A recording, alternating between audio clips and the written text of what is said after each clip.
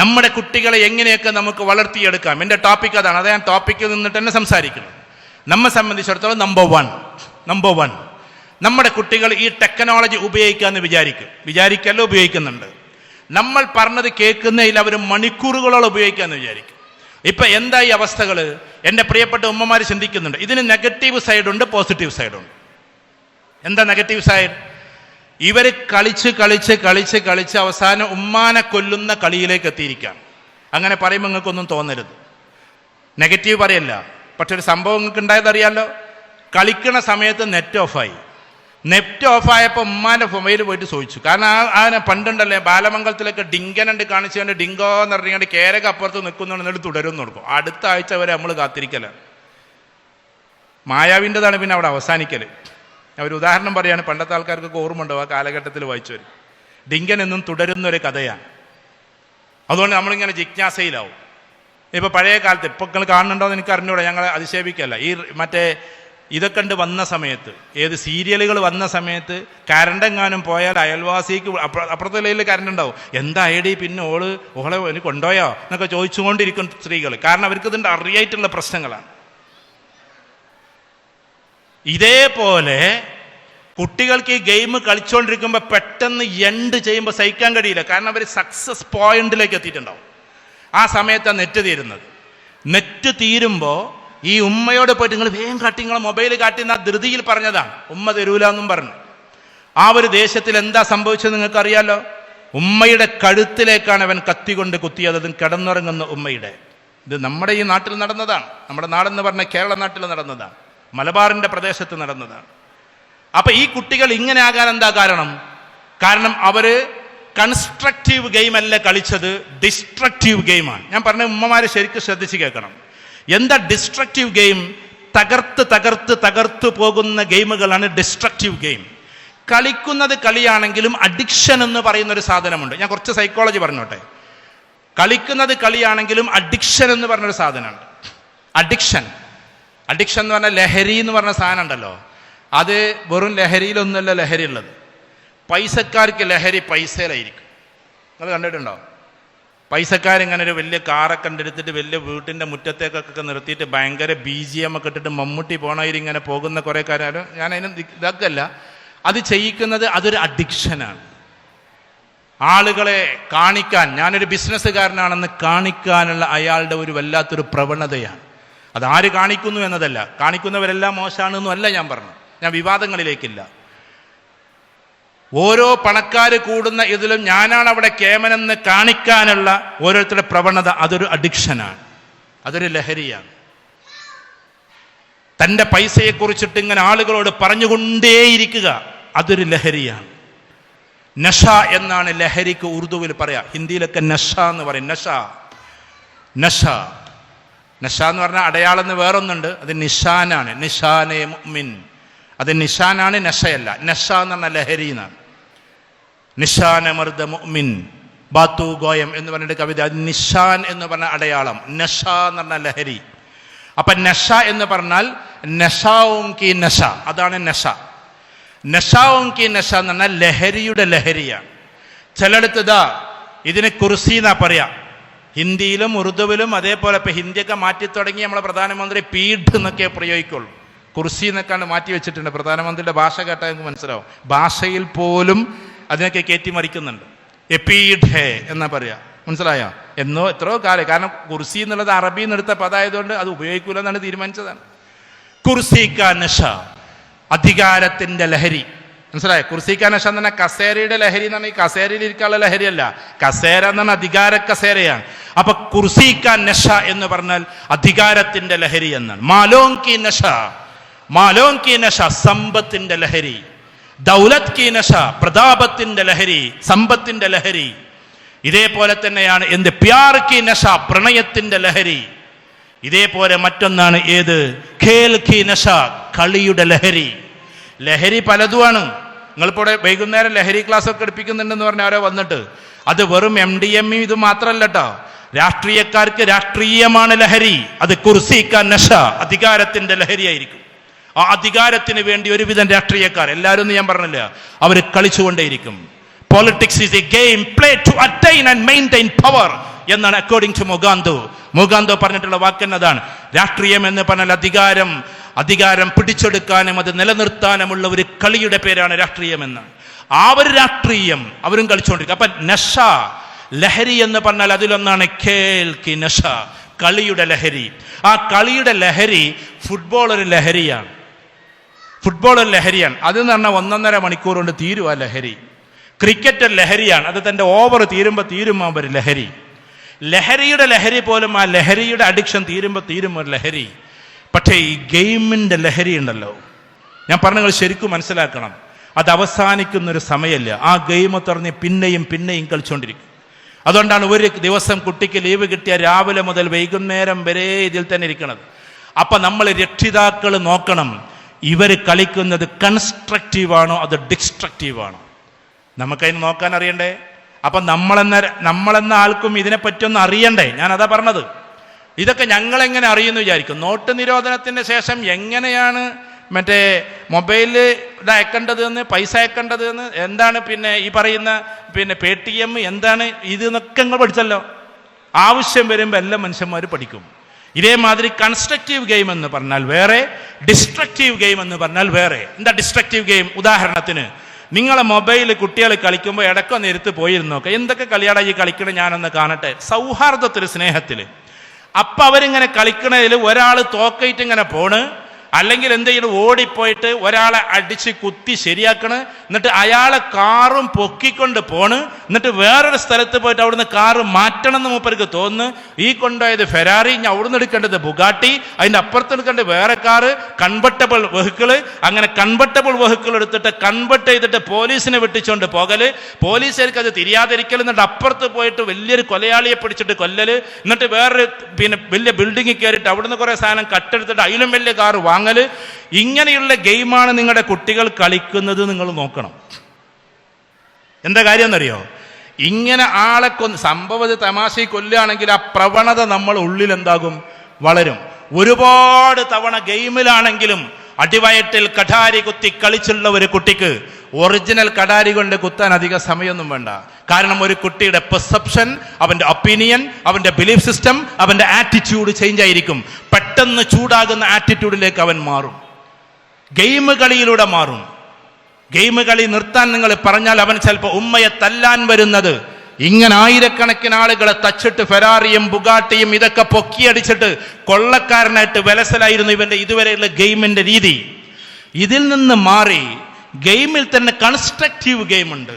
കുട്ടികൾക്ക് ചെറുപ്പം മുതൽ അവർ ഏതായാലും ഗെയിം കളിക്കുമല്ലോ. നിങ്ങൾ ചെയ്യേണ്ട പണി എന്താണെന്നറിയോ? ഉദാഹരണത്തിന് ദുബായ് എന്ന് പറയുന്ന നഗരം, ആ നഗരത്തെ റീപ്ലേസ് ചെയ്യാനുള്ള ഗെയിമുകൾ ഉണ്ടാവും. ബുർജ് ഖലീഫ അവിടുന്ന് മാറ്റണം. അപ്പൊ പിന്നെ ദേരാ ദുബായ് എങ്ങോട്ടുണ്ടാവും, ബർ ദുബായ് എങ്ങോട്ടുണ്ടാവും, എയർപോർട്ടിന് അവിടുന്ന് മാറ്റും. ഇതൊക്കെ മാറ്റുമ്പോൾ അലൈൻമെന്റ് കിട്ടാതെ ആകെ ഇടങ്ങറാവും. ഈ കുട്ടിക്ക് എത്രമാത്രം കൺസ്ട്രക്റ്റീവാണ് ഈ നടക്കുന്നതെന്നറിയോ? ഈ കുട്ടിക്ക് എത്രമാത്രം ചിന്തകളായി നടക്കുന്നതെന്നറിയോ? അല്ലെങ്കിൽ ഒരു കാറ്, ഈ പറയുന്ന ഫെരാറി തന്നെ, അതിന്റെ സ്പീഡ് ഇതൊക്കെ കൊടുത്തിട്ട് അതിന്റെ മെക്കാനിസം ഇവൻ നടപ്പിലാക്കണം. അങ്ങനെ ഓരോ ഘട്ടത്തിലും അവൻ അതിന്റെ മെക്കാനിസം നടപ്പിലാക്കി അതിന്റെ കേടുപാടൊക്കെ തീർത്ത് ആ കാറ് ഇറക്കുന്നതാണ് ഗെയിമെങ്കിൽ അതിമനോഹരമായിട്ട് അതൊരു കൺസ്ട്രക്റ്റീവ് ഗെയിമാണ്.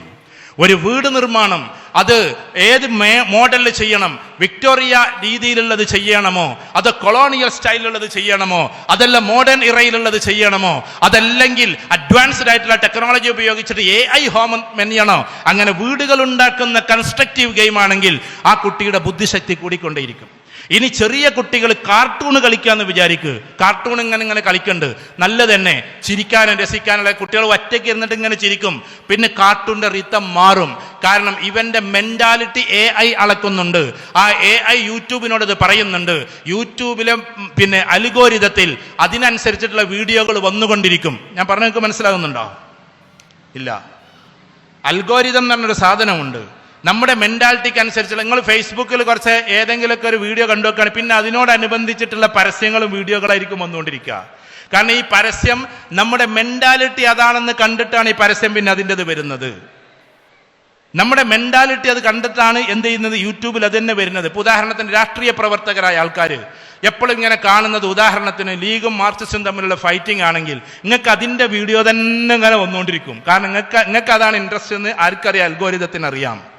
ഇതേപോലെ തന്നെ ഒരു കുട്ടിയുടെ കളിയിലാണിത്. അപ്പൊ ആ കളിനേക്കാൾ ഡോസായ കളി അവർക്ക് പരിചയപ്പെടുത്തും, അതിനേക്കാൾ ഡോട്ട്സായത് പരിചയപ്പെടുത്തും. അവസാനം കുട്ടി ട്രാക്ക് തെറ്റിയത് ആരും അറിയില്ല. ചിലപ്പം തുടങ്ങിയത് കാർട്ടൂണിൽ നിന്നായിരിക്കും, അവസാനിപ്പിക്കുന്നത് ആളെ കൊല്ലുന്ന കളിയിൽ വെച്ചായിരിക്കും. അതുകൊണ്ട് ഇതിൽ എവിടെ വെച്ചിട്ടാണ് ടേൺ ചെയ്യുന്നത്, എവിടെ വെച്ചിട്ടാണ് ട്വിസ്റ്റ് ചെയ്യുന്നത്, ഇത് നമ്മൾ ഓരോരുത്തരും പഠിക്കണം. അത് നമ്മുടെ കുട്ടികളുടെ കൂടെ ഉണ്ടാകണം. അതിനാണ് നമ്മൾ കുട്ടികളുടെ ഫ്രണ്ടായി നിന്ന് കൊടുക്കണമെന്ന് പറയുന്നത്. ഫ്രണ്ടായി നിന്ന് കൊടുക്കണമെങ്കിൽ നമ്മുടെ വീട്ടിലൊരു അന്തരീക്ഷം ഉണ്ടാകണം.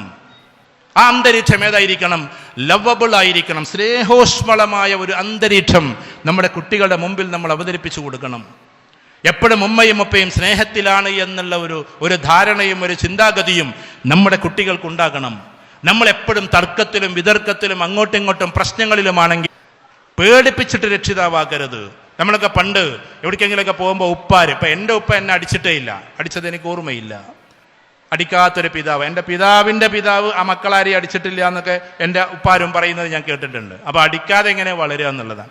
അടിക്കാതെ വളർത്തൽ എങ്ങനെയെന്ന് പഠിക്കണം ആദ്യം.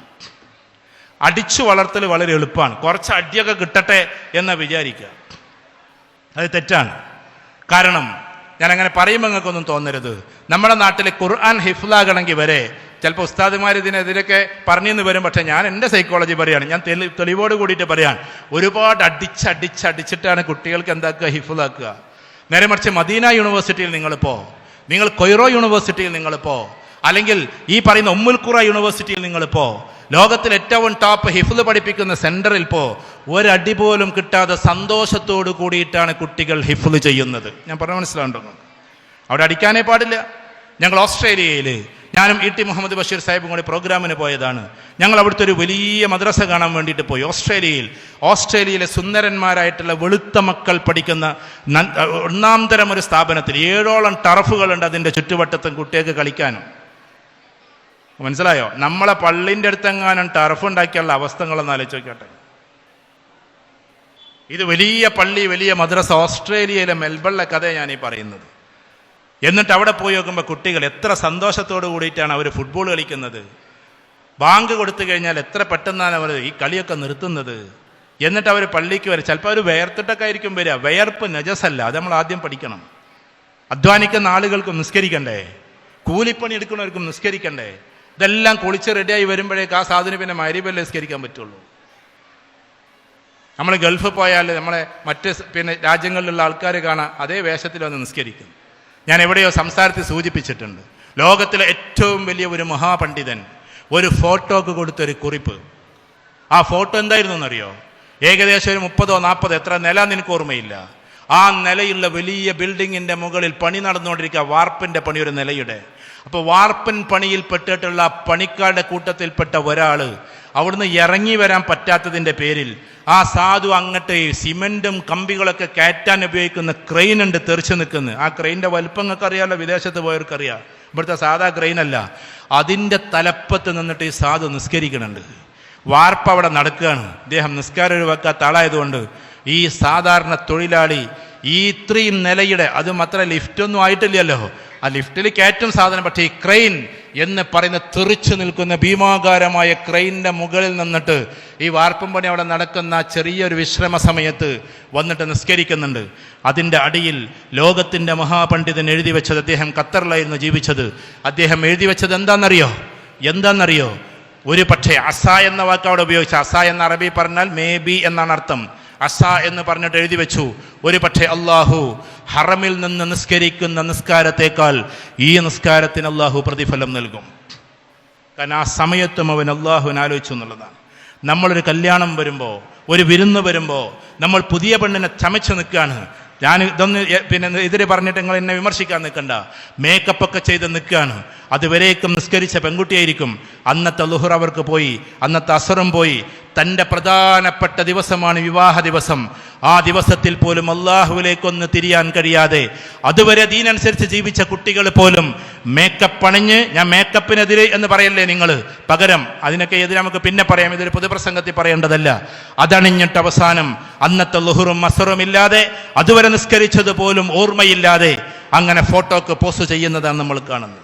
ക്യാമറക്കാർ ക്ഷമിക്കുമെങ്കിൽ പറഞ്ഞോട്ടെ, പ്രൊഫഷണൽ ക്യാമറ എന്ന് പറഞ്ഞാൽ ഈ നിർത്തിയിട്ട് ഫോട്ടോ എടുക്കലല്ല. അതിൻ്റെ കൂട്ടത്തിൽ പറയാം, നിങ്ങൾ കല്യാണം നടത്തുന്നതുകൊണ്ട് പറയാം. പ്രൊഫഷണൽ ക്യാമറ എന്ന് പറഞ്ഞാൽ എല്ലാവരും ഇങ്ങനെ തിരിച്ചിട്ട് ഇനി ചിരിക്കൂട്ടോ എന്ന് പറയില്ല. ആ ചിരി തന്നെ ഒരു എന്താണ്, ഒറിജിനൽ അല്ല എന്നുള്ള കാര്യം ഉറപ്പല്ലേ? ആ ഫോട്ടോക്ക് വേണ്ടി നമ്മൾ ചിരിച്ചു കൊടുക്കല്ലേ? അതിലും വലിയ ഒരു കാപ്പട്യം. ഞാൻ ദുബായിലൊരു പരിപാടിയിൽ പങ്കെടുത്ത്, മുഖ്യമന്ത്രി ഉണ്ടായിരുന്ന പരിപാടിക്ക്, മമ്മൂട്ടി ഉണ്ടായിരുന്ന പരിപാടിക്ക്, ജോൺ ബ്രിട്ടാസ് ഉണ്ടായിരുന്ന പരിപാടിക്ക്, ഒരു 10-200 ആളുകളുടെ പരിപാടിയാണ്. വെറും 200 ആളുകൾ അവിടുത്തെ ഏറ്റവും വലിയൊരു ഹോട്ടൽ ഹയാത്ത് റീജൻസിയിൽ വെച്ചിട്ട് ആ പരിപാടിയിൽ പങ്കെടുത്തപ്പോൾ സിനിമാ ഫീൽഡിലുള്ള പ്രൊഫഷണൽ ക്യാമറയുള്ള വേണുവിൻ്റെതായിരുന്നു ക്യാമറ. അതിലും അപ്പുറത്തേക്ക് ഇനി ചിലപ്പോൾ കേരളത്തിൽ ആളുണ്ടോ എന്ന് എനിക്ക് അറിഞ്ഞുകൂടാ. പക്ഷെ അദ്ദേഹം ആ കാണുന്ന ഒന്നും തന്നെ ഒരാളെയും നിർത്തിയില്ല. ഒന്നാമതൊരു പറഞ്ഞാൽ നിൽക്കൂല. കാരണം ഒന്നുള്ളത് പിണറായി വിജയനാണ്, മറ്റൊന്നുള്ളത് ഭരത് മമ്മൂട്ടിയാണ്. ഇവരൊക്കെയാണ് ആ സ്റ്റേജിലുള്ളത്. അപ്പോൾ ആ സമയത്ത് ഇവരാരും പിടിച്ച് നിർത്തുന്നില്ല. അപ്പോൾ ഞാൻ നോക്കുന്ന സമയത്ത് എന്താ കാര്യം എന്നറിയോ? കാര്യം എന്തെന്ന് ചോദിച്ചാൽ, ഞാനത് ക്യാമറ എടുക്കുന്ന പയ്യനോട് ചോദിച്ചത് എന്താ അങ്ങനെ നിർത്തിയെടുക്കാതെ എനിക്ക് അറിയാനുള്ള ജിജ്ഞാസയിലാണ്. എന്ന് വെച്ചാൽ ഈ പ്രോഗ്രാമിനെ അങ്ങനെ ഒപ്പിയെടുക്കണമെങ്കിൽ ആരും നിർത്തരുത്. ഉദാഹരണത്തിന് മമ്മൂട്ടി ചിലപ്പോൾ പിണറായി വിജയൻ സാറിന് ചിലപ്പോൾ ഒന്ന് എന്താക്കും, ഒരു സ്വകാര്യം പറഞ്ഞു കൊടുക്കും, അതങ്ങനെ തന്നെ പകർക്കണം. അത് നിങ്ങൾ സ്വകാര്യം പറഞ്ഞാൽ നിൽക്കുന്ന പറഞ്ഞാൽ ആർട്ടിഫിഷ്യലായി. ആ പരിപാടി അങ്ങനെ തന്നെ അങ്ങനെ ഒപ്പിയെടുത്തിട്ട് അതിങ്ങനെ മറിക്കുമ്പോൾ തന്നെ ഒരു രസം ഉണ്ടാവും. കല്യാണത്തിൻ്റെ കാര്യങ്ങൾ അങ്ങനെയാണ് നടപ്പിലാക്കണ്ടേ, അതിൻ്റെ എല്ലാ രീതിയിലുള്ള വാല്യൂസും സൃഷ്ടിച്ചുകൊണ്ട്. കാരണം ചില ആൾക്കാർ സംസാരിക്കുന്നത്, അല്ലെങ്കിൽ ചില ആൾക്കാർ ചിലപ്പോൾ അങ്ങനെയൊക്കെ ഉണ്ടാവുമല്ലോ, ചെറിയ കുട്ടിയെയും കൊണ്ട് എന്തെങ്കിലുമൊക്കെ അപ്പുറത്ത് ചെയ്യുന്നുണ്ടാവാം, ചിലപ്പോൾ സ്വന്തം മാതാവ്. അതിനെയൊന്നും ഒപ്പിയെടുക്കാതെ അതിമനോഹരമായിട്ട് ആ കല്യാണത്തെ ഒപ്പിയെടുക്കാൻ പറ്റുമെങ്കിൽ ആയിക്കോ. നേരെ മറിച്ചിട്ട് എല്ലാവരും ഇങ്ങനെ നിർത്തി അങ്ങനെ നിർത്തി എന്നിട്ടൊന്ന് ചിരിച്ച്, അതല്ല പ്രൊഫഷണൽ ക്യാമറ. ഞങ്ങളെ പഠിപ്പിക്കാൻ വേണ്ടി വന്നതല്ല കേട്ടോ. ഞാൻ ഇത് പറയാനുള്ള കാരണം എന്താണെന്നറിയോ? ഒരു ഭർത്താവ് ഭാര്യയെ എപ്പോഴാണ് എങ്ങനെയാണ് ഒരു വല്ലാത്തൊരു സ്വപ്നമുണ്ട് ഓരോ ഭർത്താക്കന്മാർക്കും. കാരണം നമ്മളൊക്കെ കാലഘട്ടവും അങ്ങനെയല്ലായിരുന്നു. അവളുടെ തലയിൽ വെച്ചുകൊണ്ട് എന്ത് ചെല്ലണമെന്ന്, അവൾക്ക് തിരുനെറ്റിയിൽ ആദ്യം ചുംബനം കൊടുക്കേണ്ടത് എപ്പോഴാണ് എന്ന് നമുക്കൊക്കെ ഒരു ധാരണയുണ്ട്, നമുക്കൊരു സ്നേഹമുണ്ട്. അതൊരു വല്ലാത്ത ധന്യമുഹൂർത്തത്തിൽ നമ്മൾ ചെയ്യേണ്ടതാണ്. പക്ഷേ ഇന്നത്തെ കല്യാണങ്ങളിൽ ഒട്ടുമിക്ക സ്ഥലങ്ങളിലും അത് നടപ്പിലാക്കുന്നത് ക്യാമറമാൻ പറയുന്ന രംഗം വെച്ചുകൊണ്ടാണ്. ഇനി നീ അവിടെ ഒരു മുത്തം കൊടുക്ക്, നീ ഇങ്ങനെ പിടിക്കുക, അങ്ങനെ പിടിക്ക് എന്നൊക്കെ പറഞ്ഞിട്ട് ക്യാമറക്കാരന് വേണ്ടി ആദ്യ ചുംബനം പോലും കാപ്പട്യത്തിൻ്റെ ലോകത്തിൽ ചുംബിക്കുന്നവരായി നമ്മൾ മാറി എന്നതാണ്. ഞാൻ അങ്ങനെ പറയുമ്പോൾ നിങ്ങൾക്കൊന്നും തോന്നരുത്. കാരണം just only for the sake of ക്യാമറമാൻ്റെ ഇഷ്ടത്തിന് വേണ്ടിയിട്ടായി പോയി ആദ്യത്തെ ഭർത്താവിനെ നമ്മൾ തൊടുന്നത് പോലും എന്ന അവസ്ഥയിലേക്ക് നമ്മൾ എത്തി എന്നതാണ്. ഞാനൊരു അരാജകത്വം പറയുകയല്ല, ഞാൻ പറയുന്നതൊക്കെ ധന്യമായൊരു മുഹൂർത്തമാണ്. ഹൈന്ദവ സഹോദരങ്ങളെ നിങ്ങൾ കണ്ടിട്ടില്ലേ? ഞാൻ അവിടെ കൂട്ടത്തിൽ നിന്നാണ് വരുന്നത്. കാരണം എൻ്റെ അപ്പുറത്ത് പാക്കത്ത് മനയും പാഴിയോട്ട് മനയും ആഴ്വാഞ്ചേരി തമ്പ്രാക്കളൊക്കെ ജീവിക്കുന്നത്. അവരൊക്കെ അങ്ങോട്ട് കയറുന്ന സമയത്ത് നെൽക്കതിരുകൾ ഉണ്ടാകും, നിറപറയുണ്ടാകും, അതേപോലെ തന്നെ കതിർ മണ്ഡപങ്ങൾ ഉണ്ടാകും, നിലവിളക്കുണ്ടാകും, തിരികൾ കത്തിച്ചിട്ടുണ്ടാകും. ആ വിളക്കുമൊക്കെ എന്തിയിട്ട് മുഹൂർത്തം 11 മണിക്കാണെങ്കിൽ ആ 11 മണി എന്നത് പൂർത്തിയാകാതെ അവർ കാലെടുത്ത് വെക്കാറില്ല. നമ്മൾ JCBയിൽ പുതിയാപ്പിള പോവുക, നമ്മൾ ട്രാക്ടർ കിട്ടുമെങ്കിൽ അതിൽ പോവുക, എങ്ങനെയൊക്കെയാ പോകേണ്ടത് നമുക്ക് തന്നെ അറിഞ്ഞുകൂടാ. ഈ ഒരവസ്ഥയിലേക്ക് എത്തിയത് നമ്മളാണ്. മറ്റുള്ളവർ ചെയ്യുന്നില്ല എന്ന് ഞാൻ പറയുന്നില്ല. ഇങ്ങനെ നമ്മൾ മാറ്റിമറിക്കപ്പെടുന്നു. അപ്പോൾ ആധുനിക തലമുറയിലെ കുട്ടികളോട് നമ്മൾ നിൽക്കേണ്ടുന്ന ഒരു സ്ഥിതിവിശേഷമുണ്ട്. അവരുടെ ലോകം നമ്മൾ മനസ്സിലാക്കണം. അതുകൊണ്ട് മർക്കടമുഷ്ടിക്കാരനായ ഒരു പിതാവ് നമ്മളാകാതിരിക്കുക. നമ്മളൊരിക്കലും മർക്കടമുഷ്ടിക്കാരനാകരുത്. ഉദാഹരണത്തിന് എവിടേക്കെങ്കിലും ഒന്ന് പോയാൽ, ഇപ്പം കടൽ കാണാൻ പോവാന്ന് വിചാരിക്ക്, കടൽ ശാന്തമാണെന്ന് വിചാരിക്ക്, കടലിൻ്റെ കുറേ ദൂരത്തേക്ക് ആഴമുണ്ടാകില്ല. ഞങ്ങളിടക്കൊക്കെ കടലിൽ കുളിക്കുന്ന ആൾക്കാരാണ്, അതുകൊണ്ടാണ് പറഞ്ഞത്. ഞാൻ കടപ്പിയൊന്നുമല്ല കേട്ടോ. ഞങ്ങൾ കടൽ കാണാൻ പോണ 3 ആൾക്കാർ എൻ്റെ കൂട്ടത്തിൽ വന്ന ആൾക്കാർ ഇവിടെ ഉണ്ട്. ഞങ്ങൾ കടലിൽ പോകും, കടലിൽ ഇറങ്ങി കുളിക്കാറുണ്ട്. നല്ല ശാന്തമായ സമയത്ത് കുളിക്കുന്നതുകൊണ്ട് കുഴപ്പമൊന്നുമില്ല. ഭയങ്കരമായ തിരമാല ഉണ്ടാകുമ്പോഴേ പ്രശ്നമുള്ളൂ. ആ സമയത്ത് ഇതാക്കുമ്പോൾ വാപ്പയെ പിടിച്ചിങ്ങനെ തള്ളുന്ന ഒരു മോനാകുമ്പോഴാണ് അതിലൊരു സുന്ദരം, ഒരു സൗന്ദര്യം. അതാണ് വാപ്പയെന്നും പറഞ്ഞു. അപ്പം വാപ്പാനെ ബഹുമാനിക്കാൻ നിൽക്കരുത്, കാരണം നമ്മൾ കടലിൽ കുളിക്കുകയാണ്. വാപ്പ മോനെടുത്തിട്ട് എന്താക്കണം? എറിയണം. ഇങ്ങനെ ഒരു സുഹൃത്തുക്കളെ പോലെ കഴിയുമ്പോൾ ആ വാപ്പയെ ധിക്കരിക്കാൻ ഞാൻ പറയുന്ന ഒരു മകനും കഴിയില്ല. ഞാനൊരു സൈക്കോളജിസ്റ്റായിട്ടാണ് നിങ്ങളോട് പറഞ്ഞു. നിങ്ങൾ വിചാരിക്കും അങ്ങനെയൊക്കെ നമ്മൾ വെയിറ്റ് പോകില്ലേ എന്ന്. കുറേ കാലം വെയിറ്റ് അടിച്ചിട്ട് ഇപ്പം എന്തിപ്പം ഉണ്ടായത്? കുട്ടികളോട് എപ്പോഴും സുഹൃത്തുക്കളായി നിൽക്കാൻ പറ്റണം. കുട്ടികൾക്ക് അവന് 24 വയസ്സായാലും 25 വയസ്സായാലും എങ്ങോട്ടെങ്കിലൊക്കെ ഇറങ്ങുമ്പോൾ ചിലപ്പോൾ 2 ദിവസത്തെ യാത്രയാകാം, ഒന്ന് മുത്തം കൊടുത്തിട്ട് ഇറങ്ങും. കാരണം 2 ദിവസത്തെ യാത്രയാണെങ്കിൽ പോലും ചിലപ്പോൾ നമ്മൾ തിരിച്ചു വരണമെന്നില്ലല്ലോ. ആ മകൻ എന്നും ആലോചിക്കും, എനിക്ക് അവസാനം തൻ്റെ പിതാവ് തന്ന മുത്തമെന്ന്. ഇത് മക്കളൊന്ന് വലുതായി ആ മുത്തം കൊടുക്കാൻ പിതാവിന് കഴിയുന്നില്ല. 20-24 വയസ്സായി. കല്യാണത്തിന് ഇറങ്ങുമ്പോൾ മാത്രമല്ലല്ലോ മുത്തം കൊടുക്കേണ്ടത്. അല്ലെങ്കിൽ മരിച്ച മയ്യത്തിറക്കുമ്പോൾ മാത്രമല്ലല്ലോ മുത്തം കൊടുക്കേണ്ടത്. ഇത് ഇടക്കൊക്കെ കൊടുക്കാനുള്ളതാണ്, മക്കളെ നെഞ്ചിൽ ചേർക്കാനുള്ളതാണ്. നമ്മുടെ മക്കൾ വലുതായാലും ചെറുതായാലും ഒരേപോലെ ഓമനത്വത്തോടു കൂടി കാണേണ്ടതാണ്. റസൂലുള്ളാഹി സല്ലല്ലാഹു അലൈഹി വസല്ലം ചരിത്രപ്രകാരം 148 ദീർഘയാത്രകളാണ് നടത്തിയത് എന്നതാണ്. ചരിത്രത്തിൽ അതിനുവേണ്ടി പുസ്തകങ്ങൾ തന്നെ ഉണ്ട്. 148ഓളം യാത്രകൾ, ദീർഘദൂര യാത്രകൾ നടത്തി. ഓരോ യാത്രയിലും അവസാനം യാത്ര പറഞ്ഞിരുന്നത് ആരോടായിരുന്നു എന്നറിയോ? അവസാന യാത്ര പറച്ചില് അത് ഫാത്തിമ ബീവിയോടാണ് റളിയല്ലാഹു തആല അൻഹ. മസ്ജിദുൻ നബവി എന്ന് 2 റക്അത്ത് നിസ്കരിച്ചിട്ട് ഇറങ്ങണം. തൻ്റെ വീട് അതിൻ്റെ ചാരത്താ നിൽക്കുന്ന ഒരൊറ്റ ചുമര്, അതും ഓല കൊണ്ടുള്ള ചുമരും വീടും തമ്മിലുള്ള വ്യത്യാസം പള്ളിയും ഇതും. ആയിഷാ ബീവിയോട് യാത്ര പറഞ്ഞ് പള്ളിയിൽ നിന്ന് നിസ്കരിച്ച് ഇറങ്ങിയിട്ട് നേരെ പോകരു ഫാത്തിമ ബീവിയുടെ വീട്ടിലേക്കാണ്. പാവം മകൾ എന്നും കാത്തിരിപ്പുണ്ടാകും പിതാവിൻ്റെ യാത്രയ്ക്ക് വേണ്ടിയിട്ട്. ലോകത്തിൽ തുല്യതയില്ലാത്ത പിതാവും മകളുമാണത്. അങ്ങനെ ഫാത്തിമ ബീവി റളിയല്ലാഹു തന്നെ വീട്ടിലേക്ക് പോകും. ഫാത്തിമ ബീവി അപ്പോൾ എന്തെങ്കിലും ഈത്തപ്പഴമോ എന്തെങ്കിലുമൊക്കെ കരുതി വെച്ചിട്ടുണ്ടാകും, അവസാനം തൻ്റെ പിതാവിൻ്റെ നാക്കിലൊന്ന് വെച്ചു കൊടുക്കാൻ. അങ്ങനെ ഫാത്തിമ ബീവിക്ക് 2 മക്കളുണ്ടായിരിക്കെ, ഞാൻ പറഞ്ഞത് ഹദീസിലെ സംഭവങ്ങളാണ്, 2 മക്കളുണ്ടായിരിക്കെ എന്നിട്ട് ഫാത്തിമ ബീവിയുടെ നെറ്റിയിൽ ചുംബിച്ചൊന്ന് കണ്ണുനീരൊന്ന് പൊടിഞ്ഞിട്ടേ റസൂലുള്ളാഹി സ്വല്ലല്ലാഹു അലൈഹി വസല്ലം യാത്ര തിരിക്കാറുള്ളൂ. നമ്മുടെ മക്കളോട് ചെയ്യേണ്ടുന്ന കർമ്മം ഇതാണ്. അത് ഏത് യാത്രയുമാകട്ടെ, നമ്മുടെ മക്കൾ നമ്മൾ അത്രമാത്രം സ്നേഹിക്കണം. നമ്മൾ മക്കളെങ്ങനെ അകറ്റി അവൻ അങ്ങനെയാണ്, അവൻ ബടക്കാണ്, അവൻ ബടുക്കൂസാണ്, ഇതൊന്നും പറയലല്ല നമ്മുടെ ദൗത്യം. എത്ര തെറ്റായ രീതിയിൽ അവൻ നടക്കുന്നു എന്ന് തോന്നിയാലും സ്നേഹത്തോടെ വീണ്ടും തിരിച്ചു കൊണ്ടുവരാൻ നമുക്ക് പറ്റണം. കാരണം അത് നമ്മുടെ മകനാണ്, അത് നമ്മുടെ മകളാണ്. ചില പ്രണയം നടക്കുന്ന സമയത്ത് ഞാൻ ഒരുപാട് ഇതിലൊക്കെ പങ്കെടുത്തിട്ടുണ്ട്. സൈക്കോളജിസ്റ്റായിട്ട് വർക്ക് ചെയ്യുന്ന സമയത്ത്. ഇപ്പം ഇനി ആരും എന്നെ കൗൺസിലിങ്ങിന് വിളിക്കരുത്, ഞാൻ ആ പരിപാടി നിർത്തിയിട്ട് കുറേ കാലമായിട്ട്. അത് എത്ര പ്രസംഗത്തിലാണ് ഇനി പറയേണ്ടതെന്ന് എനിക്ക് അറിഞ്ഞുകൊണ്ട്, എന്നാലും ഡെയിലി 50ഓളം കോളുകൾ എനിക്ക് വരുന്നുണ്ട്. എൻ്റെ അസിസ്റ്റന്റ്മാരുണ്ട് കുറേ ആൾക്കാർ ഇത് ചെയ്യാൻ. ഞാൻ പറയുന്നത്, ഞാനത് കൈകാര്യം ചെയ്തിരുന്ന സമയത്ത് ഈ ചിലപ്പോൾ ഒത്തുപോകുന്നതായിരിക്കാം, ഞാൻ അതിനെ പ്രോത്സാഹിപ്പിക്കല്ല. കോളേജിൽ നിന്നൊക്കെ കണ്ടിട്ട് ഒരു പ്രണയം തോന്നി, ഞാൻ അവരോട് ചോദിക്കാറ്, നിങ്ങൾ കറങ്ങാൻ പോയിട്ടുണ്ടോ, ബൈക്കുമ്പോൾ കറങ്ങാൻ പോയിട്ടുണ്ടോ, ജ്യൂസ് ഷോപ്പിൽ പോയിട്ടുണ്ടോ? ഇതൊന്നും ചെയ്തിട്ടുണ്ടാവില്ല, ദൂരത്തുനിന്ന് തുടങ്ങിയിട്ടുള്ളൊരു തോന്നലായിരിക്കും. അങ്ങനെ ഒരു അമ്മാവനോട് പറഞ്ഞാൽ, അമ്മാവന്മാരല്ല കാരണവന്മാരല്ല കൂടുതൽ ഇത് തീരുമാനിക്കല്. വാപ്പാക്ക് ചിലപ്പം വേണമെന്നുണ്ടാവും, എന്നാലും അമ്മോൻ തീരുമാനിക്കും. അമ്മോൻ ചിലപ്പോൾ മോനെ തല്ലാൻ പോയിട്ടുണ്ടാവും, ഇതൊക്കെ ആയിരിക്കും കാര്യം, അങ്ങനെ അറിയും. അപ്പോൾ ചിലപ്പോൾ വാപ്പ പറയും, എന്താ പറയാന്നറിയോ, എനിക്കിങ്ങനെ ഒരു മോളുണ്ട് എന്ന് ഞാൻ കണ്ട് വിചാരിക്കൂല. പിന്നെ ഇന്നിപ്പോൾ ഏതോ ഒരാളുടെ തമാശ കേട്ടു, ഭയങ്കര രസമായിട്ടുള്ളൊരു തമാശ. ആ തമാശ ഇവിടെ പറയുമ്പോൾ നമുക്കൊന്നും തോന്നരുത്. അവൻ പറയാണ്, അവൻ്റെ കുഞ്ഞാനെന്ന് പറഞ്ഞൊരു സുഹൃത്തിനോട് പറയരുത്, എങ്ങനെ ഉണ്ടാവില്ല ക്ലിപ്പായിട്ട് തമാശകൾ വരുമല്ലോ. എടാ, നമ്മൾ പ്രണയിച്ച പെണ്ണിനെ കെട്ടിച്ചു തരാൻ നമ്മളെ പേരക്കാർക്കും ഇഷ്ടമുണ്ടാവില്ല, ആ പേരക്കാർക്കും ഇഷ്ടമുണ്ടാവില്ല. അവൻ പറയണം. എന്നിട്ട് 2ാമത്തെ സെൻറ്റൻസ് എന്താണെന്നറിയോ, വേറെ ആരോ പ്രണയിച്ച പെണ്ണിനെ നമുക്ക് തരാൻ നമ്മളെ പേരക്കാർക്കും ഇഷ്ടമാണ്, ആ പേരക്കാർക്കും ഇഷ്ടമാണ്. ഞാൻ പറഞ്ഞു മനസ്സിലായി നിങ്ങൾക്ക്? എനിക്ക് ആ തമാശ ഭയങ്കര ഇഷ്ടമായിട്ട് തോന്നി. കാരണം വേറെ ആരെങ്കിലും പ്രണയിച്ചതാണെങ്കിൽ വേഗം കല്യാണം നടക്കട്ടെ വിചാരിച്ചിട്ട് അത് കട്ട് ചെയ്തിട്ട്, ഞാൻ പ്രണയത്തെ പ്രോത്സാഹിപ്പിക്കല്ല, അതിനെ അനലൈസ് ചെയ്യണം. ഞാൻ കാലഘട്ടത്തോടെ സംസാരിക്കുന്നത്. കാരണം നമ്മുടെ മക്കൾക്ക് പ്രണയമുണ്ടെന്ന് തോന്നിയാൽ കേട്ട ഉടനെ തന്നെ അപ്പുറത്തെ പയ്യനെ അടിക്കാൻ പോകലല്ല നമ്മുടെ ദൗത്യം. ഞാൻ പറഞ്ഞേ പോകുന്നു, വേണമെങ്കിൽ വിയോജിക്കാം. ചിലപ്പോൾ ആ പ്രണയം എന്ന് പറഞ്ഞാൽ നമ്മൾ അതിൻ്റെ ആഴമേറിയ പഠനം നടത്തുമ്പോൾ അവർ കോളേജിൽ നിന്ന് ജസ്റ്റ് ഒന്ന് കണ്ടിട്ടേ ഉണ്ടാവുള്ളൂ. മനസ്സിലൊരു ഇഷ്ടം തോന്നിയിട്ടുണ്ടാകാം, ആ ഇഷ്ടം ചിലപ്പോൾ വീട്ടിൽ അറിയിച്ചിട്ടുണ്ടാവാം. നേരെ മറിച്ചിട്ട് അവർ കറങ്ങാൻ പോയി, അല്ലെങ്കിൽ അവിടെ പോയി ടൂറ് പോയി, ഇതൊക്കെ ആകുമ്പോൾ പ്രശ്നം തന്നെയാണ്. കാരണം വിവാഹത്തിന് മുമ്പേ, വിവാഹേതര കാര്യത്തിൽ നടക്കേണ്ടതെല്ലാം വിവാഹത്തിന് മുമ്പേ നടക്കുന്നുവെങ്കിൽ അത് നമ്മൾ പ്രോത്സാഹിപ്പിക്കപ്പെടാൻ പാടില്ലാത്തതാണ്. പക്ഷേ ക്യാമ്പസിൽ പഠിച്ചതിൻ്റെ പേരിൽ ഒരു കുട്ടിയെ വിദൂരതയിൽ നിന്ന് കണ്ടു, അതൊരു നല്ല മോളായതുകൊണ്ട് വാപ്പയോട് വന്നിട്ട് അവതരിപ്പിച്ചു, പ്രണയമാണോ കട്ട് എന്ന് പറയുന്ന ഒരവസ്ഥയിലേക്ക് നമ്മൾ എത്തരുത്. പകരം നമ്മളതിനെ അനലൈസ് ചെയ്യണം. അവിടെ നമ്മൾ പക്വത കാണിക്കണം. നമ്മുടെ മോളോട് ചോദിക്കണം, എന്നാ നീ തുടങ്ങിയത് മോളെ? അത് ചോദിക്കാനുള്ളൊരു അവകാശം നമുക്കുണ്ട്. കാരണം നമ്മൾ അവളുടെ ബെസ്റ്റ് ഫ്രണ്ടാണ്.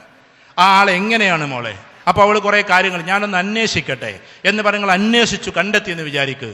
ആ പയ്യനെക്കുറിച്ച് ഒരു ക്ലീൻ ഇമേജാണ് നിങ്ങൾക്ക് കിട്ടിയത് എങ്കിൽ ഞാൻ പറയുന്നു, അത് എങ്ങനെയൊക്കെ നടപ്പിലാക്കാം എന്നതിനെ പക്വമായ ഒരു രൂപത്തിലേക്ക് നമ്മൾ എത്തണം. നടത്തണ്ടെങ്കിൽ നിങ്ങൾ നടത്തണ്ട, പക്ഷെ ഒരിക്കലും വൈകാരികതയിലേക്ക് പോകരുത്. ഡിപ്ലോമസിയോട് കൂടിയിട്ട് ഇതൊക്കെ കൈകാര്യം ചെയ്യാൻ പാടുള്ളൂ. ഇമോഷണലി കൈകാര്യം ചെയ്താൽ, എന്നോട് എത്രയോ ആൾക്കാർ ഇരുന്ന് പറഞ്ഞത് എനിക്ക് ഓർമ്മയുണ്ട്, സാറേ ഇനി ആ ചെറിയ ഭാഗം കണ്ടെന്ന് വെക്ക്, അത് വെച്ചാൽ ഒളിപ്പിച്ചു വെക്കല്ലേ. ഞാൻ പ്രത്യേകിച്ച് സ്ത്രീകളോട് പറഞ്ഞത്, നിങ്ങൾ കഞ്ചാവിൻ്റെതാണെന്ന് തോന്നിക്കഴിഞ്ഞാൽ, ഒന്നാമത് ബീഡിയും കഞ്ചാവും തമ്മിലുള്ള മണം എങ്കിലും നിങ്ങളൊന്ന് തിരിച്ചറിയുന്നത് നല്ലതാണ്. അത് പോലീസുകാർ ക്ലാസ് എടുക്കുമ്പോൾ രണ്ടും കൂടി കൊടുന്നുതരും, ഇതാണ് ഇതിൻ്റെ വാസന, അതാണ് ഇതിൻ്റെ വാസന എന്നുള്ളത്. ഇത് രണ്ടും അറിയാതെ നമ്മൾ കഞ്ചാവ് കണ്ടാലും വിചാരിച്ചിരിക്കുന്നത് സിഗരറ്റിന്റെ ബാക്കിയാണെന്നാണ്. അങ്ങനെ എന്തായാലും കണ്ടു കഴിഞ്ഞാൽ നിങ്ങൾ ഒച്ച വെച്ച് ബഹളമുണ്ടാക്കല്ലേ, എന്നാൽ അതിനെ ഒളിപ്പിച്ചു വെച്ച് ഭർത്താവിനോട് പോലും പറയാതിരിക്കല്ലേ. ഇത് രണ്ടും തെറ്റാണ്. ഖൈറുൽ ഉമൂരി ഔസതുഹ, കാര്യങ്ങളിൽ വെച്ച് ഏറ്റവും നല്ല കാര്യം മധ്യമമായ കാര്യമാണെന്ന് പറഞ്ഞാൽ എക്സ്ട്രീമിസം പാടില്ല, ഒന്നിലും എക്സ്ട്രീമിസം പാടില്ല. നമ്മളിപ്പോൾ ഉദാഹരണത്തിന് പറയാണ് ദീന് എന്ന് നമ്മൾ പറഞ്ഞ് ഒന്നിനോടും അഡ്ജസ്റ്റ് ചെയ്യാത്ത എക്സ്ട്രീമിസം നമുക്ക് പാടില്ല. ദീനിൽ അനുവദിക്കപ്പെട്ടതെല്ലാം നമുക്ക് അനുവദിച്ചതാണ്. ഫോർ എക്സാമ്പിൾ, ടൂറ് പോവുക മക്കളോടൊപ്പം ഒന്ന് യാത്ര പോയി, അപ്പൊ നമ്മൾ ദീനാണ്ട് തലയിൽ കയറിയിട്ട് പറയും, ഹേയ് ടൂറ് എന്ന് പറഞ്ഞ പരിപാടിയെ പിന്നെ എന്തിൽ ദീനിലില്ല. ആര് പറഞ്ഞു അത്? റസൂലുള്ളാഹി സ്വല്ലല്ലാഹു അലൈഹി വസല്ലം പറഞ്ഞു, 3 കാര്യത്തിന് ഞാൻ നിങ്ങൾക്ക് അനുവദിക്കപ്പെട്ടിരിക്കുന്നു യാത്ര. വ്യക്തമായ ഹദീസ് സഹീഹ് ബുഖാരിയിൽ. അതിൽ ഒന്ന് അനുവദിക്കപ്പെട്ട വിനോദയാത്ര എന്നത്. അവിടെ അനുവദിക്കപ്പെട്ട എന്നുണ്ട്. അതുകൊണ്ട് വിനോദയാത്ര പോണ്ടാന്ന് റസൂലുള്ളാഹി സ്വല്ലല്ലാഹു അലൈഹി വസല്ലം പറഞ്ഞു. റസൂലുള്ളാഹി സ്വല്ലല്ലാഹു അലൈഹി വസല്ലമയെ നമ്മൾ അങ്ങനെ ചുരുക്കി ഒരു ചെറിയ വൃത്തത്തിലേക്ക് ഒതുക്കല്ലേ. റസൂലുള്ളാഹി സ്വല്ലല്ലാഹു അലൈഹി വസല്ലം വിശാലമായ കാഴ്ചപ്പാടുള്ള ആളാണ്. മക്ക ഫത്ഹായ സമയത്ത് തിരിച്ച് മദീനയിലേക്ക് തന്നെ വന്നപ്പോൾ മദീനയിലത്തെ ജൂതവംശവും അവിടുത്തെ ക്രിസ്തു വംശവും, ഇന്ന് ക്രിസ്മസ് ആണല്ലോ പറയട്ടെ, ചരിത്രം നിങ്ങൾ വായിക്ക്, 2 വംശത്തെയും നിർത്തിക്കൊണ്ട് റസൂലുള്ളാഹി സ്വല്ലല്ലാഹു അലൈഹി വസല്ലം നടത്തുന്ന ഒരു പ്രഭാഷണമുണ്ട്. എത്ര വിശാലതയാണെന്ന് നോക്കൂ. നിങ്ങൾക്ക് ഞാൻ ഇവിടെ അമ്ന് തരും. അമ്ന് എന്ന് പറഞ്ഞാൽ എന്താണെന്നറിയോ?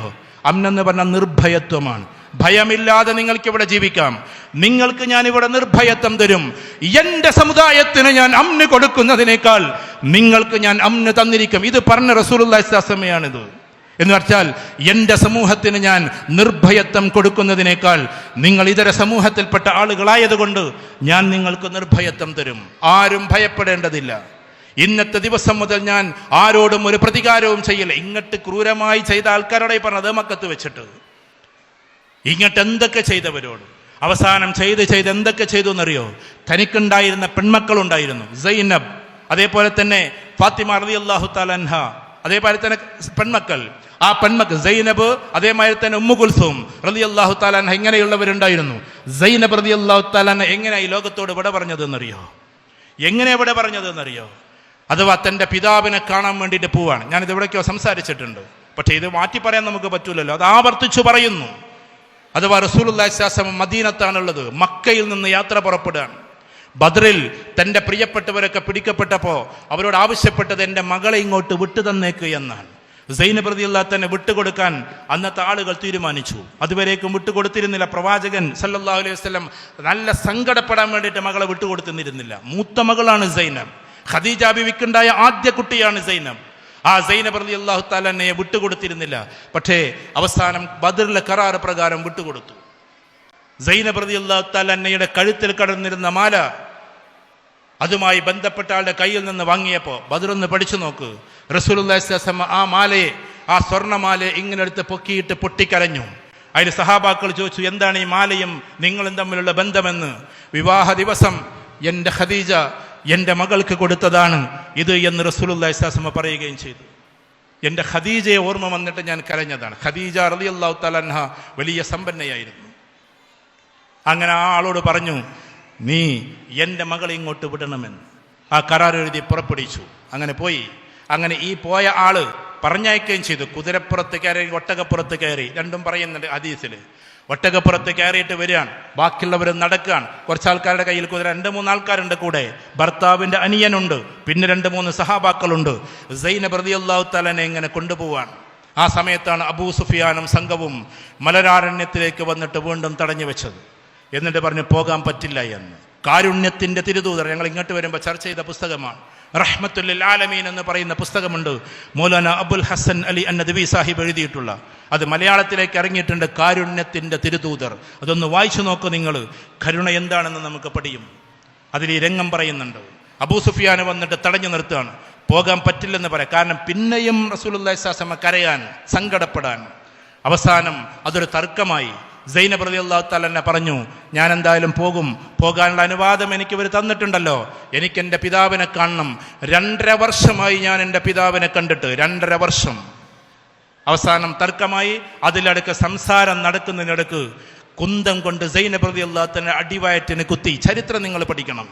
സൈനബ് റളിയല്ലാഹു തആലക്ക് അന്ന് 4 മാസം ഗർഭമായിരുന്നു. ഗർഭം അലസിപ്പോയി, ഒട്ടകപ്പുറത്തുനിന്ന് കമിഴ്ന്നടിച്ച് വീണു. അതേ അവസ്ഥയിൽ പിന്നീട് അത് പാവം കണ്ടപ്പോൾ ആ കൊണ്ടുപോയിക്കോളിൽ നിന്ന് പറഞ്ഞു അബൂ സുഫിയാൻ തന്നെ. അങ്ങനെ കൊണ്ടുപോകൽ ഒരുപാട് രോഗം അത് മൂർച്ഛിച്ച അവസാനം ഏതാനും മാസങ്ങൾക്ക് ശേഷം ചികിത്സയൊന്നും ഫലിക്കാതെ ഈ ലോകത്തോട് വിട പറഞ്ഞു. സൈനബ് റളിയല്ലാഹു തആല അൻഹ മദീനയിൽ വെച്ച് റസൂലുള്ളാഹി സ്വല്ലല്ലാഹു അലൈഹി വസല്ലം സൈനബ് റളിയല്ലാഹു തആലയുടെ മയ്യത്ത് കയ്യിലെടുത്തിട്ട് ഈ ജനാസ സംസ്കരിക്കുന്ന സമയത്ത് അഥവാ അത് ഖബർഗേഹത്തിലേക്ക് എടുത്തു വെക്കുമ്പോൾ ഒരു കൊച്ചുകുട്ടിയെപ്പോലെ വിതുമ്പിക്കരഞ്ഞു എന്ന് അനസ് ബിൻ മാലിക് റളിയല്ലാഹു തആല എഴുതി വെക്കുന്നുണ്ട്. എന്നിട്ട് പറഞ്ഞ വാക്കുണ്ട്, കരച്ചിലടക്കാൻ വേണ്ടിയിട്ട് ആരോ തോളിലിങ്ങനെ, അബൂബക്കർ സിദ്ദീഖ് റളിയല്ലാഹു തആല ആണെന്ന് തോന്നുന്നു, തോളിലിങ്ങനെ കൈവച്ചപ്പോൾ എന്നെ കൊണ്ട് ഏറ്റവും കൂടുതൽ സങ്കടം സഹിച്ചത് എൻ്റെ ഈ മകളാണ് എന്ന് പറഞ്ഞ് സൈനബ് റളിയല്ലാഹു തആലയെ ചൂണ്ടിക്കാണിച്ചു എന്നാണ്. അതേ സൈനബ് റളിയല്ലാഹു തന്നെ കൊന്ന ആളെ നേരെ കൊണ്ടുവരിക മുമ്പിൽ മക്കം ഫത്ഹിന്റെ ദിവസം. ആ സെക്കൻഡ് എപ്പിസോഡ് ഒന്ന് കണ്ടു നോക്കി, നിങ്ങൾ മനസ്സുകൊണ്ടൊന്ന് കണ്ടു നോക്ക്. മക്കം ഫത്ഹായി, ഇതാ സൈനബിനെ കൊന്ന ഘാതകൻ ഇതാണ് എന്ന് പറഞ്ഞിട്ട് മുമ്പിൽ അങ്ങോട്ട് കൊണ്ടുവരികയാണ്. ആ സഹോദരനെ നോക്കിയിട്ട് ഒരുപാട് വിതുമ്പിക്കരഞ്ഞു റസൂലുള്ളാഹി സ്വല്ലല്ലാഹു അലൈഹി വസല്ലം. ഈ ലോകത്തിലെ ഏത് ചക്രവർത്തിയും വന്ന് വിധിക്കുക ഇയാൾക്ക് തൂക്കുമരമാണ്, ഇയാൾക്ക് ദണ്ഡനയാണ്. പക്ഷെ റസൂലുള്ളാഹി പറഞ്ഞു,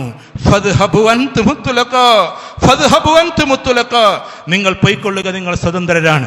എൻ്റെ മകളെ കൊന്നവരെ നിങ്ങൾക്ക് മാപ്പ്, എൻ്റെ മകളെ ക്രൂശിച്ചവരെ നിങ്ങൾക്ക് മാപ്പ്. ആനി ബസന്റ് അവരുടെ കൃതിയിൽ എഴുതി വെച്ചിട്ടുണ്ട്, ലോകത്തിൽ ഒരു ഗ്രന്ഥത്തിലും ഞാൻ ഇങ്ങനെ ഒരു രംഗം കണ്ടിട്ടില്ല, സ്വന്തം മകളെ കൊന്നവർക്ക് മാപ്പ് കൊടുക്കുന്ന ഒരു പ്രവാചകനെ. ഈ റസൂലുള്ളാഹി സ്വല്ലല്ലാഹു അലൈഹി വസല്ലം നമ്മൾ മുമ്പിൽ വെക്കണം. അവിടെ ഞാൻ പറഞ്ഞു വരുന്നത് നമ്മുടെ വിശാലത അതാണ്. റസൂലുള്ളാഹിയുടെ വിശാലത എത്രയായിരുന്നു എന്നറിയോ? ഇത്രയും വിശാലമായ റസൂലുള്ളാഹി സ്വല്ലല്ലാഹു അലൈഹി വസല്ലം ഖുതുബ നിർവഹിക്കുമ്പോൾ സംസാരിക്കരുത് എന്ന് നമ്മൾ പറയും, അതെന്നെയാണ് വേണ്ടത്. പക്ഷെ തൻ്റെ മകളുടെ മകൻ ഹുസൈൻ റളിയല്ലാഹു തആല അൻഹു വന്ന് ഓടിക്കളിക്കുമ്പോൾ കമിഴ്ന്നടിച്ച് വീണതിൻ്റെ പേരിൽ മസ്ജിദുൻ നബവിയിലെ മിമ്പറിലെ ഖുതുബയിൽ നിന്ന് ഇറങ്ങി വന്ന് കുട്ടിയെ നേരാവണ്ണം ഇരുത്തി മുത്തം കൊടുത്ത് തിരിച്ചു കയറിയിട്ട് വീണ്ടും ഖുതുബ നിർവഹിച്ച ഒരു പ്രവാചകന്റെ പേര് കൂടിയാണ് മുഹമ്മദുർ റസൂലുള്ളാഹി സ്വല്ലല്ലാഹു അലൈഹി വസല്ലം. ഒട്ടകത്തെ മേച്ചു കൊണ്ടുപോകുന്ന ഒരു സമയത്ത് ഒട്ടകത്തെ എങ്ങനെ സ്പീഡിൽ മേച്ചു കൊണ്ടുപോകാൻ ഒരാൾ തടഞ്ഞു വെച്ചിട്ട് പറഞ്ഞു, മെല്ലെ കൊണ്ടുപോ, അതിനതിൻ്റെതായ കിതപ്പുകളുണ്ട്. അതുകൊണ്ട് ഒട്ടകത്തെ കൊണ്ടുപോകുമ്പോൾ പോലും അതിനോട് കാരുണ്യം കാണിക്കണമെന്ന് പറഞ്ഞ പ്രവാചകനാണ് മുഹമ്മദുർ റസൂലുള്ളാഹി സ്വല്ലല്ലാഹു അലൈഹി വസല്ലം.